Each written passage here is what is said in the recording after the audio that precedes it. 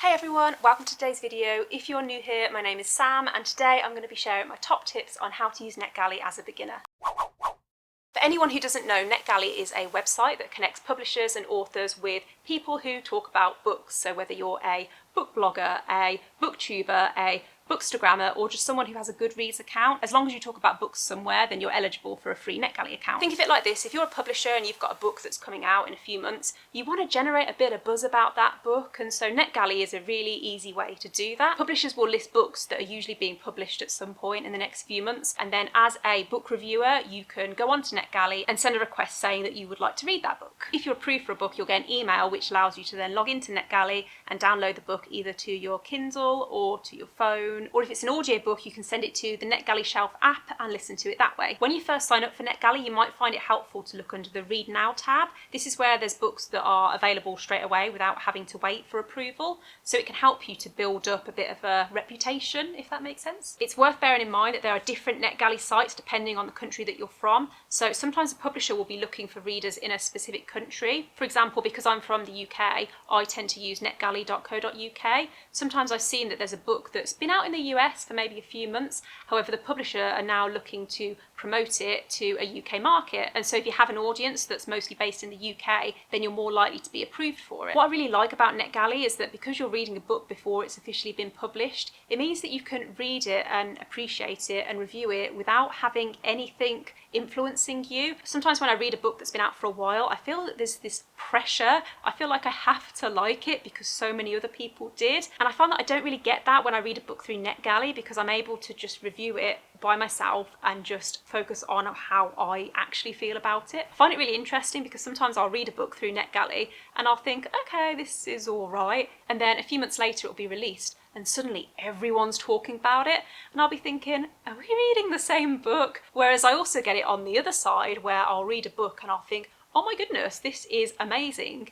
And sometimes it'll go straight to the bestseller list and I'll think, yep, I can see what the hype is all about. The way that I personally like to find books through Netgalley is to start off with the recently added, and then I'll also look under the most requested. On my profile, I've also set it up to show what my favourite genres are. So I'll sometimes get an email from Netgalley with, for example, thriller books that you might be interested in, or what's new in contemporary fiction, and I can find books that way. You can also actually log into the website and navigate based on genre or by publisher, or you can even search for a particular title if there's a book that you're particularly interested in. My biggest tip when it comes to Netgalley is quality over quantity, and by that what I mean is when you first sign up for a Netgalley account, it can be really tempting to just go and request all of the books, and what happens is that if you're approved for all of those books, you end up with a load of books that actually, are you ever going to get around to reading them? Netgalley and publishers like you to have a percentage of around 80%, and what that means is that for every 10 books that you've requested, you've read and reviewed 8 of them. What this basically does is show that you're actually reading and reviewing the books that you're requesting. But yeah, my biggest tip is to just request the books that you genuinely are interested in and that you genuinely want to read. When it comes to your Netgalley profile, make sure that you fill out as much information as you possibly can. Make sure you do list all of your social profiles, anywhere that you talk about books online. You almost need to think of it as a CV. It's where a publisher is going to look to see whether you are the right person to help them promote a book. My next tip is to pay attention to publication dates. So some publishers will actually email you after you've been approved to let you know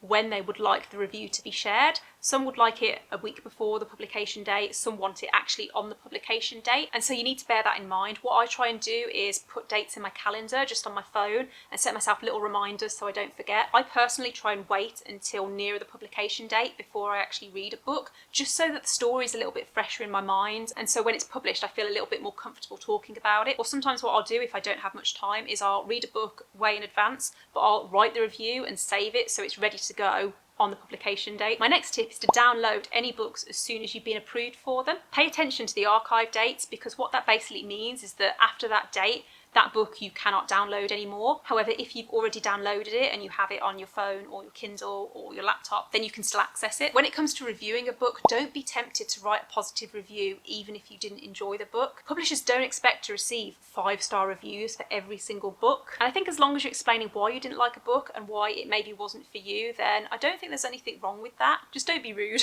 I actually have a whole post on my blog where I explain my review process, how I rate and review books, so if anyone's interested, I'll leave a link in the description description so you can check that out. My final bit of advice is just to generally don't feel disheartened if you do find that a publisher turns you down for a book that you really wanted. I can imagine that publishers receive so many requests, and sometimes there's a certain type of reviewer that they're looking for, and you might just not fit that. As you start to review more books, you can also collect badges, which again all improves your chances of getting approved next time. Okay, so that's pretty much everything that I wanted to talk about. If you use Netgalley, then please leave me a comment down below. Let me know if you've got any advice or tips that you think that I've missed. And if you enjoyed this video, don't forget to give it a thumbs up. Click subscribe if you haven't already, and I will see you in the next video. Bye!